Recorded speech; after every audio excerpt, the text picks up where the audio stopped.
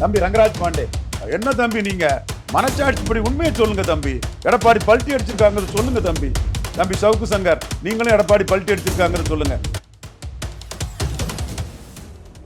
கூட்டம் ஓட்டானாதான் மரியாதை. நீங்க வெறும் கூட்டத்தை காட்டி யார் பீலா விட்டாலும் அந்த மற்ற பிளேயர்ஸ் நம்ப மாட்டான். சாதாரண ஜனங்கள் அவ்வளவு கூட்டமா, அப்படியா இப்படியா இத்தனை லட்சமானு பேசுவான். அரசியல்வாதி என்ன ஓட்டு, கையில காசு வாயில தோசை, ஓட்டை காட்டு, அது பிறகு அலைன்ஸை பேசு. விக்கிரவாண்டியில சீமான் சுத்த வீரனா நின்னான். ஒன்னையாட அடிக்க சொன்னேன், பறையதானே அடிக்க சொன்னேன். ஜாதிவாரி கணக்கெடுப்பு நடத்தி எண்ணி கொடு, அளந்து கொடு, இஷ்டம் போல கொடுக்காதன்னு அடிச்சாப்புல. விக்கிரவாண்டி மாநாட்டத்துக்கு பிறகு என்ன பெரிய மாற்றம் விஜய்க்கு வந்துட்டு? அதே ரீலு, அதே பொய் செய்தி, அதே ஃப்ராடு சர்வே, அதே வேலையை தானே பார்த்துட்டு இருக்கீங்க. உங்களை மதிச்சு யாராவது வந்திருக்காங்களா? அதிமுக நம்மளை சேர்க்காதான்னு இலவு காத்த கிளியாட்டு நாக்க தொங்க விட்டுக்கிட்டு எதிர்பார்த்து காத்திருக்கிறார். சீமான் நிலைப்பாட்டில் உறுதியா இருக்கிறாரு. எடப்பாடி பழனிசாமி பல்ட்டிசாமி ஆயிட்டாரு. சீமான் உறுதியான நிலைப்பாடு கொண்ட தலைவர், எடப்பாடி பழனிசாமி பல்ட்டிசாமி. ஊடகத்தில் பலகீனமானவங்களை வச்சு நீ ஒரு டிராமா போடுவ. அந்த டிராமா எல்லாம் ஊதி பறக்க விட்ட பலூன்ல பல நிரூபிக்கலங்கிற ஊசியை குத்தி, அன்டெஸ்டட் நாட்புறங்க குத்தி நாங்க பொட்டி தெரிக்க விட்டுருவோம்.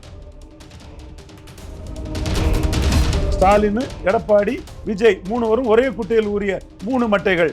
நான் தான் பறையருக்கும் தேவேந்திர குல வேளாளருக்கும் நிற்கிறேன்னு சொன்னாதானே அவருக்கு பறையர் தேவேந்திர குல வேளாளர் வாக்கு உயரும்.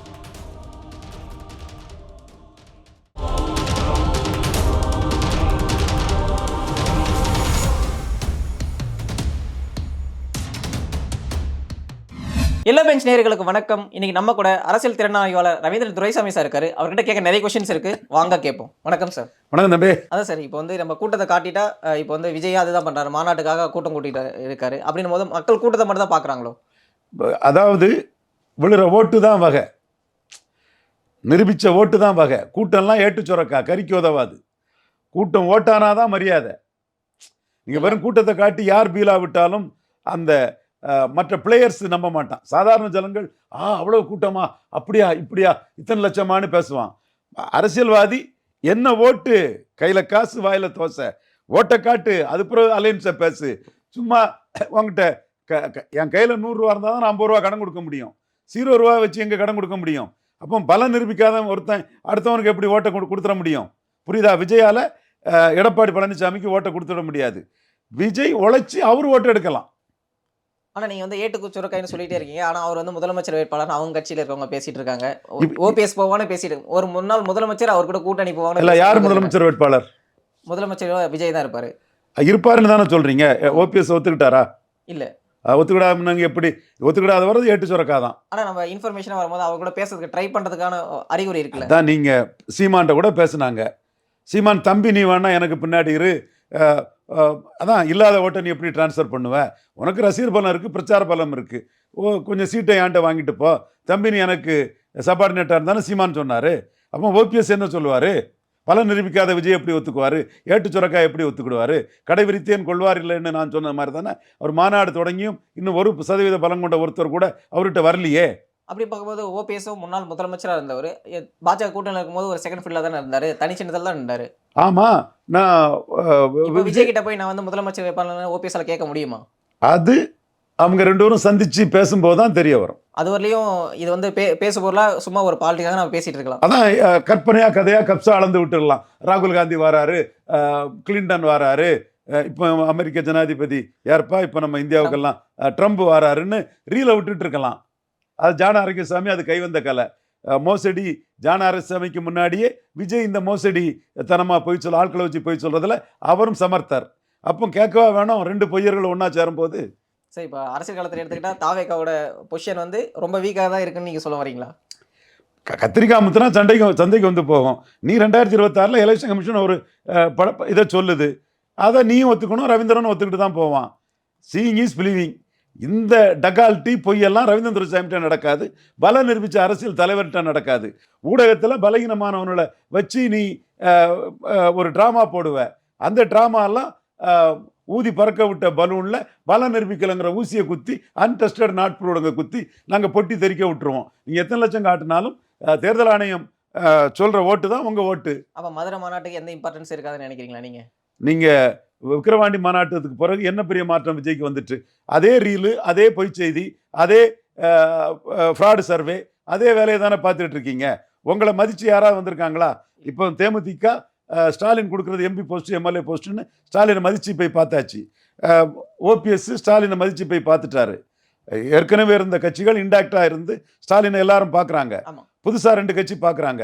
இது வெளியே தெளிவா வெளிப்படையா தெரியுது. இது நிஜம்.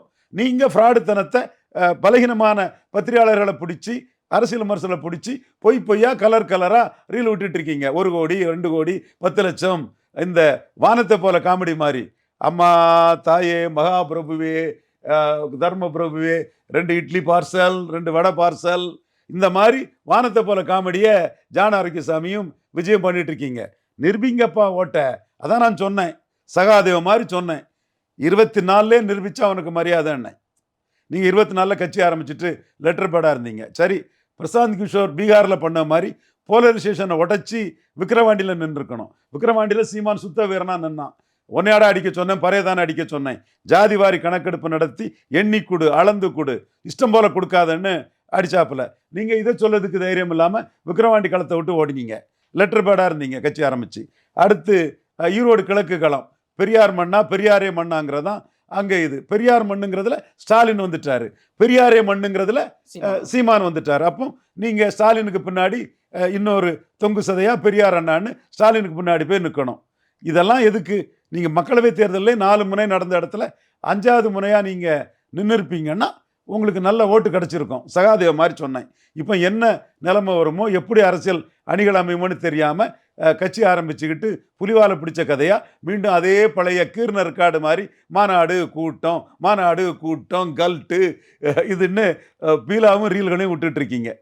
சரி, இப்போ ஓபிஎஸ் எடுத்துக்கலாம், இப்போ வந்து அன்வராஜா எடுத்துக்கலாம். அவங்க வந்து அதிமுகலேருந்து வெளியே வராங்க. அப்படின்னும் போது நான் வந்து விஜய் வந்து ஒரு தனியான ஒரு புது கட்சி ஸ்டார்ட் பண்ணியிருக்கேன், நான் வந்து ஒரு மாற்றம் சொல்லிட்டு இருக்காரு. அவரை நோக்கி போகாமல் எல்லாரும் திமுக சைடு வரதுக்கான காரணம் என்ன சார்? அவர் 0% இருக்கிறாரு. சசிகலா, தீபா ஜெயக்குமார், விஜய் எல்லாருமே 0% இருக்காரு. ஏட்டு சுரக்கா சரத்குமாருக்கு வந்து ராதிகாவுக்கு வந்து வீட்டுக்கு ஒருத்தர் இருந்தாங்க, வீட்டுக்கு எல்லாருமே இருந்தாங்க. ராதிகாவுக்கு அவ்வளவும் சீரியல் பார்த்தாங்க. சரத்குமாரும் ராதிகாவும் திருமங்கலத்தில் போய் நின்னாப்புல. சரத்குமார் வந்து எம்ஜிஆருக்கு நாடியில் வெட்டு இருக்கு, எனக்கு நாடியில் வெட்டு இருக்கு, எம்ஜிஆருக்கு திண்டுக்கல், சரத்குமாருக்கு திருமங்கலம்னு சொன்னாப்புல. நான் தான் சொன்னேன், திருமங்கலத்தில் கண்டெஸ்ட் பண்ணுறது சைனட் சாப்பிட்ற மாதிரி, இஷ்யூ இல்லாமல் நடிகர் பாப்புலாரிட்டியை வச்சு கண்டெஸ்ட் பண்ணால் அது சைனட் சாப்பிட்ற மாதிரின்னு சொன்னேன். இந்துத்துவ இஷ்யூவை கிறிஸ்துவ முஸ்லீம் பிரச்சனைகளில் ஓடோடி வரும் அரசியல் கட்சிகள் இந்துக்கள் பிரச்சனையில் மௌனமேனு கேட்டு திருமங்கலத்தில் மதுசூதன பெருமாள் நாடார்னு ஐயா தாழ்நிலை நாடார் கூட இருந்த ஒரு இந்து வாழ்வுரிமை கட்சி இயக்கத்தை சேர்ந்த ஒரு 1000 ஓட்டுக்கு மேலே எடுத்துட்டாரு. 4 இலக்கத்தில் ஓட்டு எடுத்துட்டாரு. இஷ்யூ இல்லாமல் எம்ஜிஆருக்கு நாடியில் வெட்டு, எனக்கு நாடியில் வெட்டு, ராதிகா சீரியல் மூலமாக வீடெல்லாம் போயிட்டாங்க, எல்லா வீட்லையும் சித்தினி ஓட்டு போட்டுருவாங்கன்னு வெறுமனை இஷ்யூ இல்லாமல் போன சரத்குமாருக்கு சில 100 ஓட்டுகள். அதான் சார், இந்த மாதிரி அரசியல் கலவரம் தமிழ்நாட்டில் மாறிட்டு இருக்கும்போது ஒரு கட்சி மட்டும் கண்டினியூஸாக வளர்ந்துட்டே இருக்குது, நாம் தமிழர். அவங்க வந்து இஷ்யூவை கரெக்டாக எடுக்கிறாங்கன்னு நினைக்கிறீங்களா?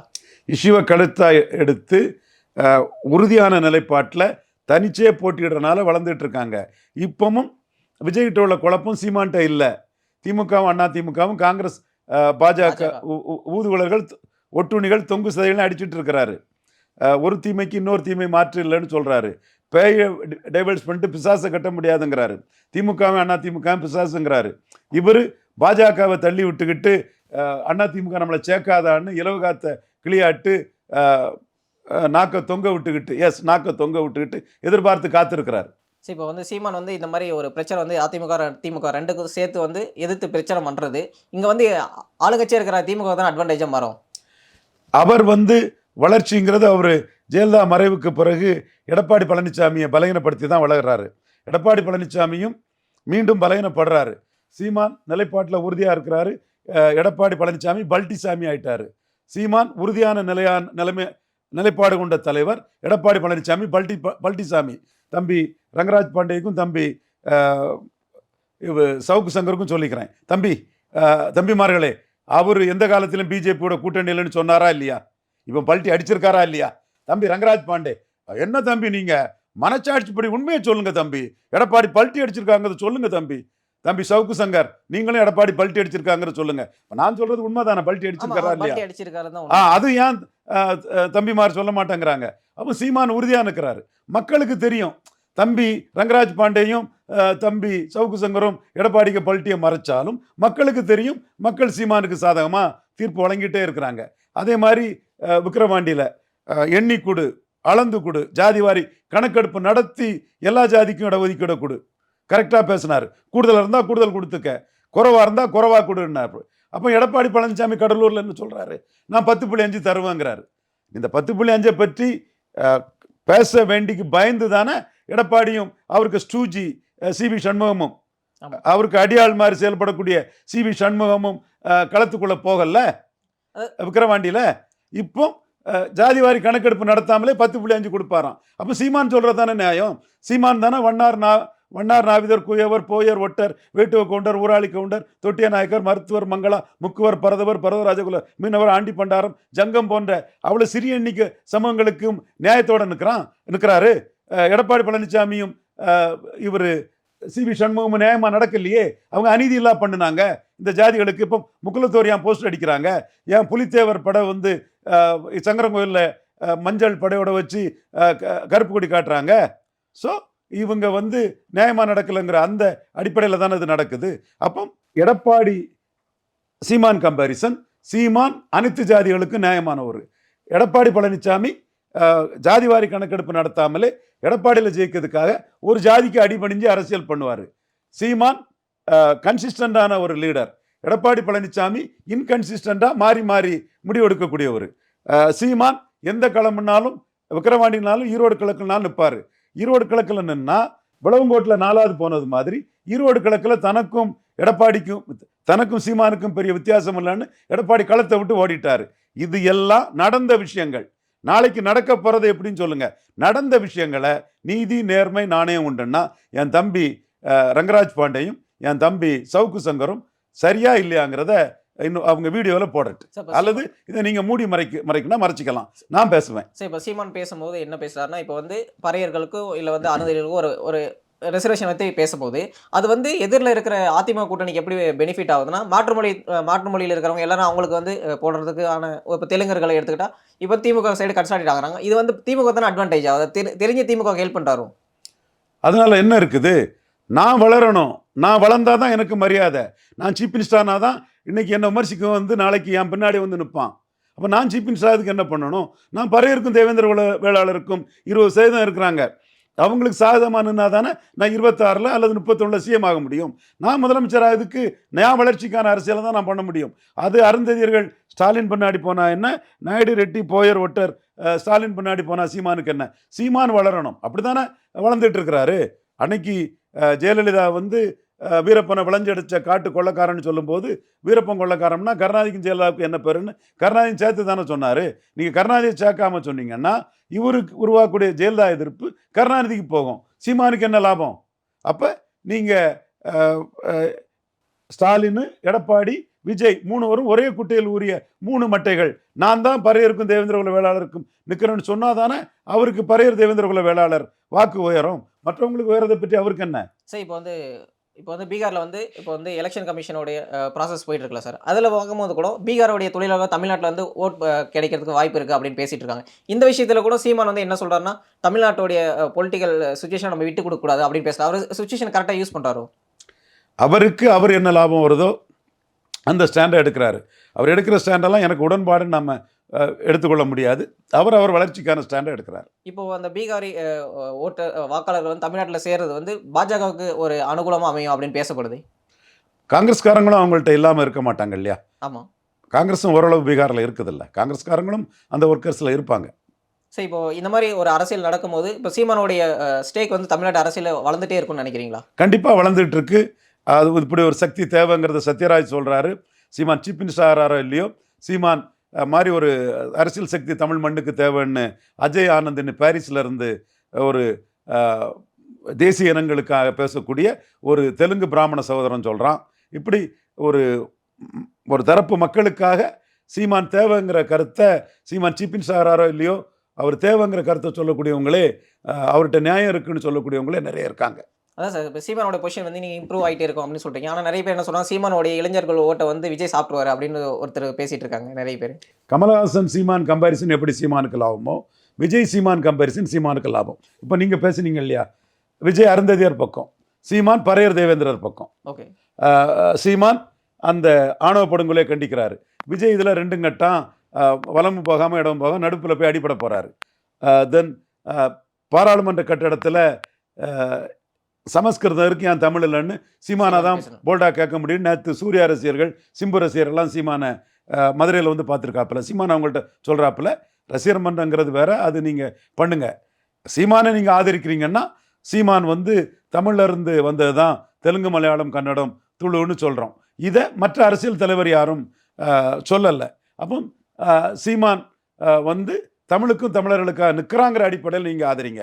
தம்பி விஜய்க்கு ரசிகர்களே பலரும் வந்து அரசியல்னா அது சீமான் தான், விஜய் அண்ணா டான்ஸு ஃபைட்டு நல்லா இருக்கு, அரசியலில் விஜய் அண்ணாவுக்கு சிவாஜி கணேசன் மாதிரி தான், பல நிறம் மாதிரி பச்சோந்தி மாதிரி தான் விஜய் அண்ணா இருக்கிறாரு, அரசியல்னா அது சீமான் தான்னு விஜய் ரசிகர்களே சொல்கிறாங்க. அதே மாதிரி நீங்களும் என் லீடர்ஷிப்பை ஏற்றுக்கிட்டு என்ன ஆதரிங்கன்னு தான் அந்த சூர்யா ரசிகர்கள்ட்ட சொல்லியிருக்கிறாரு. அவர் போகக்கூடிய இடமெல்லாம் விஜய் ரசிகர்கள், சிம்பு ரசிகர்கள், சூர்யா ரசிகர்கள், விஜய் ரசிகர்களுக்கு போட்டியாட்டு மற்ற நடிகர் ரசிகர்கள் பார்த்துட்டு இருக்காங்க.